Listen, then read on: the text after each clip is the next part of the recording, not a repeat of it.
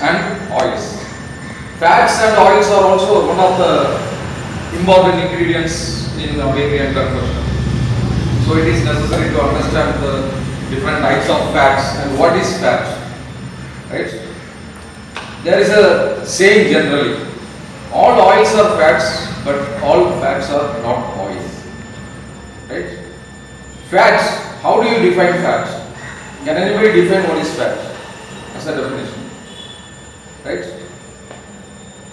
Fats are nothing but the molecular chains of carbon, hydrogen and oxygen atoms. They are the glyceroids, right? Each triglyceride is combined with fatty acids, right? A triglyceride is one molecule of glycerol with 3 molecules of fatty acids. These fatty acids are namely, right, olein, myristin and laurysin. These 3 fatty acids remains in liquid state. Olein, myristin and laurysin. And one more fatty acid is there, that is called palmitin, which is in intermediate consistency, neither liquid nor solid. And one more fatty acid is there called stearin. It will be in waxy consistency, almost towards solid consistency. So the fatty acids in fat is responsible for the consistency of the fat. If there is more number of fatty acids which are solid or waxy in consistency, it will become more saturated and it will have higher melting point. The more the number of carbon atoms present in the fat, the melting point of the fat will be higher and it remains in solid state, and thus it is called saturated fats. Again, we can classify these fats into 3 types: saturated fat, unsaturated fat and monounsaturated fat. Right? Fatty acids and the carbon content which are responsible for the type of fat. If there is a hydrogen atom missing from 2 adjoining carbon atoms, resulting in the forming of 2 double bonds. Right? If the fatty acid has 2 double bonds, then it is called as unsaturated fat. If more number of carbon atom missing in the fat formula, resulting in 2 or more double bonds between 2 carbon atoms, then it is called as polyunsaturated fat. Right?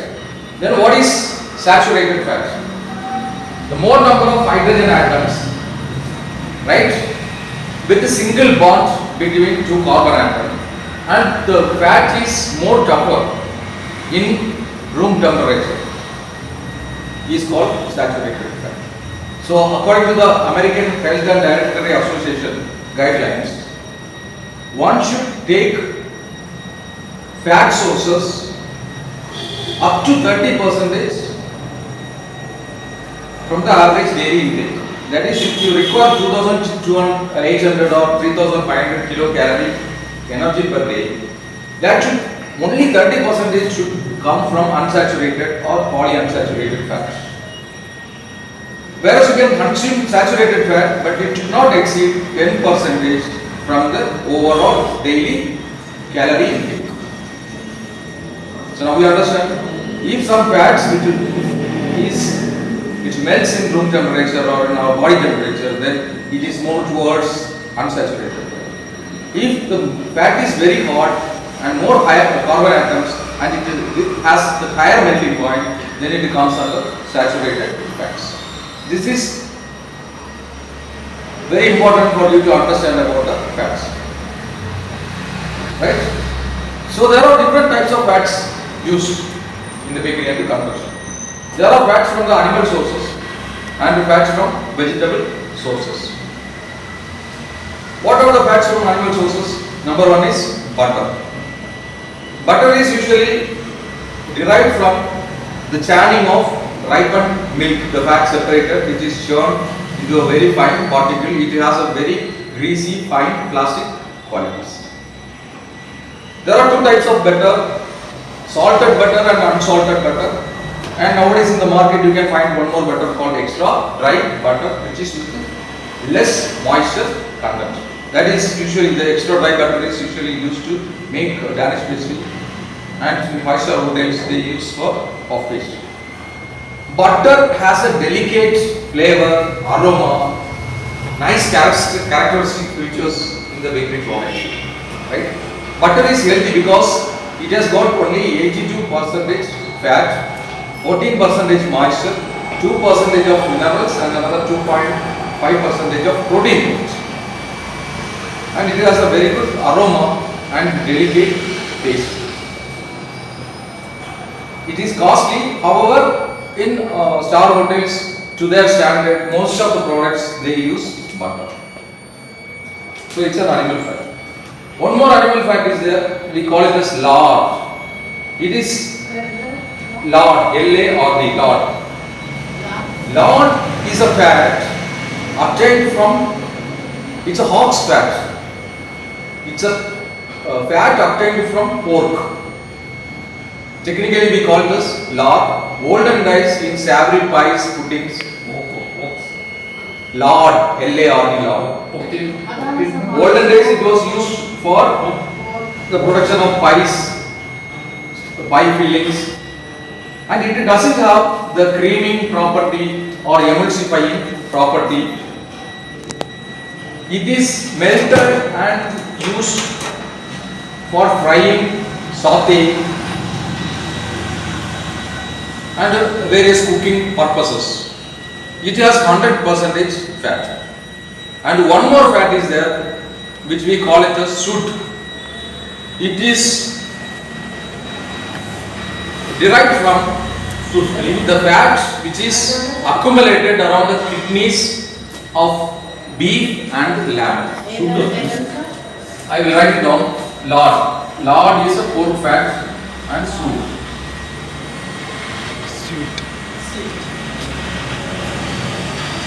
So you know, lard is a pork fat and sweet is a beef fat. These both are with 100% fat with less moisture content. It is cleaned, the blood stains, impurities are removed, then it is melted and used for greasing purposes. And when they make savory bakery products, this fat is used. Beef fat beef fat is also used olden days. Nowadays it is very rare because they have lot of fat products available from plant and seed sources. So first one fat we spoke about, butter. Butter should be stored below room temperature.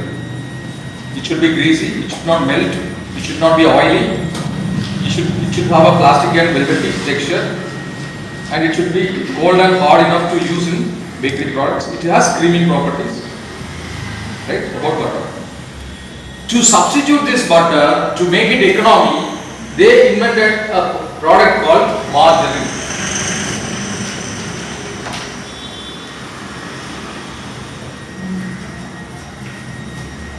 Margarine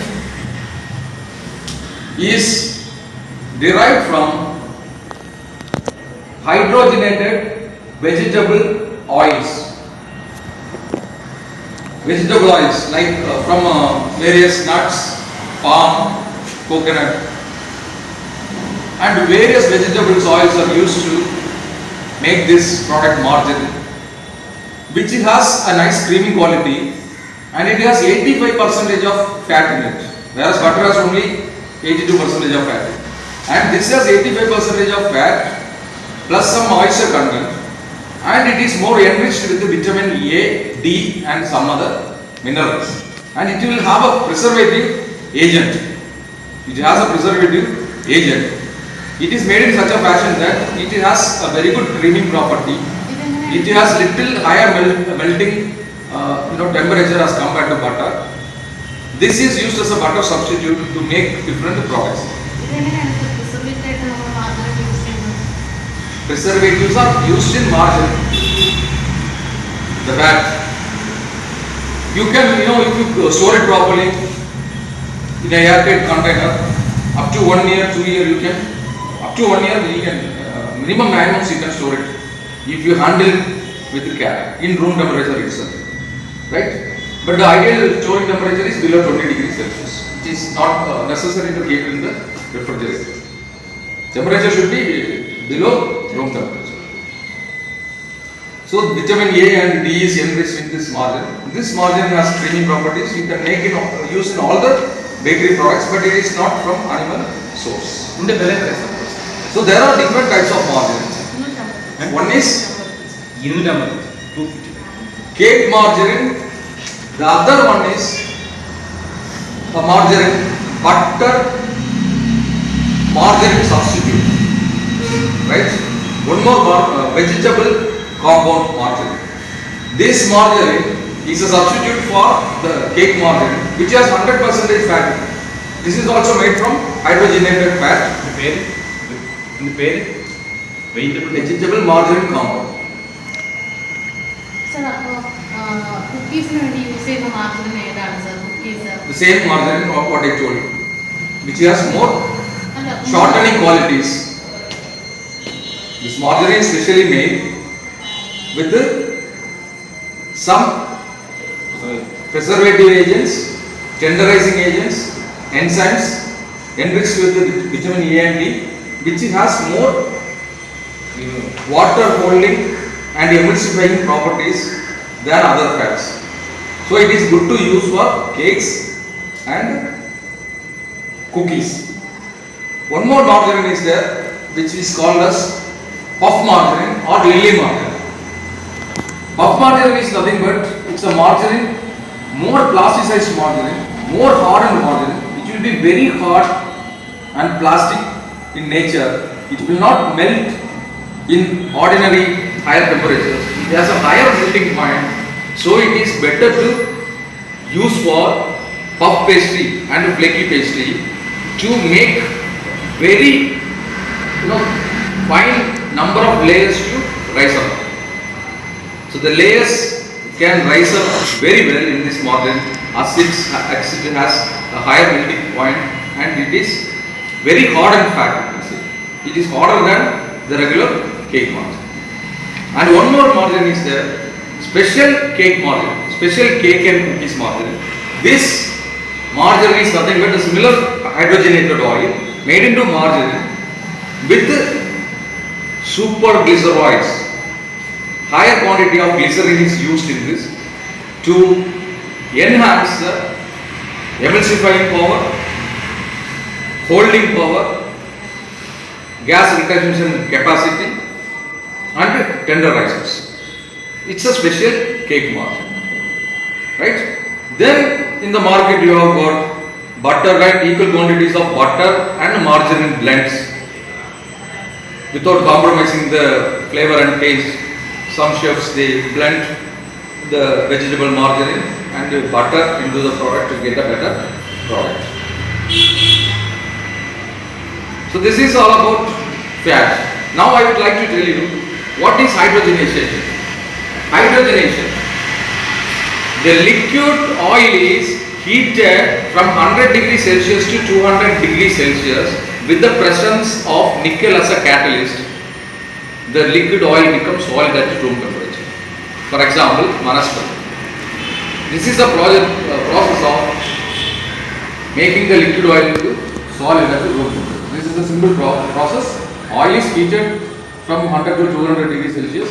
A catalyst called nickel is added and it will form into vanaspati. This is hydrogenation. Liquid oil is heated with the presence of hydrogen gas and nickel as a catalyst.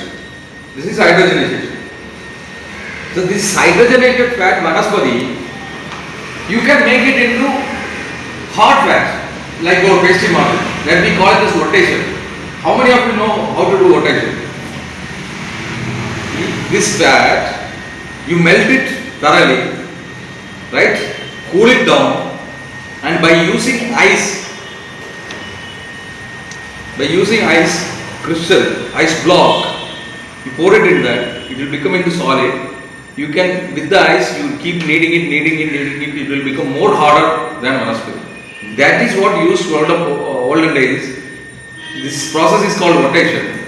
The vanaspati is made into a hard fat. Before the invention of margarine, bakers used to make this vanaspati into a very hard fat, and they used to make puffs. All these are not required because of the advent and the innovation in the ingredients like different margarines and fat for different products. Especially for puff pastry, there is a puff margarine. Temperature And for Danish pastry, there is extra dry butter. Temperature hard soft. Yes. Ice it It will become more harder. It will not easy. Temperature ice temperature soft. No. It will have different consistency. When we buy pastry margarine and cake margarine, I will show you the difference. Pastry margarine very tough it will not melt very easily. Cake margarine in higher temperature it also melt, but as compared to butter, it is better. Butter in your body temperature it melts. So keeping the butter exactly at a cool temperature while on rolling, it can be used for dough, Danish dough, for sheeting. But the thing is, you have to store it, chill it. If the butter becomes more harder, it will break. You cannot roll it. If the dough and butter should be in a plastic consistency, it should be elastic, should not melt, neither melt nor it hardens and breaks. Should be able to roll it without melting it. Then you will be able to make a better croissant, better Danish dish. So this is all about fats and oils. Now we will see the functions of fat. What are the functions of fat? Fat gives a nice aroma to the product. Fat increases the volume of the product. Fat increases the keeping quality of the product. As fat has 9.1 calorie or 9 calorie per 100 grams, it serves the nutrient purpose. It gives energy to the product. It moistens the product. It retains the moistness of the product, and it increases the keeping quality of the product.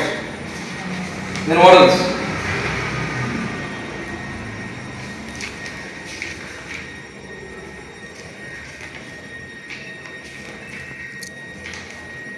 What else? It emulsifies the product. It holds the cake, all the ingredients together. So these are all the important functions of fat. Now cooking oils. Oils are used nowadays in many cookies, even cakes. Say for example banana cake, oil muffins, lemon and orange cake. The vegetable oil is used. Otherwise, the major uses of oils in bakery are for creasing purpose, for basting purpose, to apply oil on coconut cookies, to apply oil on baked breads to improve the bloom and shining of the product, to give glaze. These oils are used. So this is all about fats and oils. I hope you all understood, right? If you have any doubts, you can.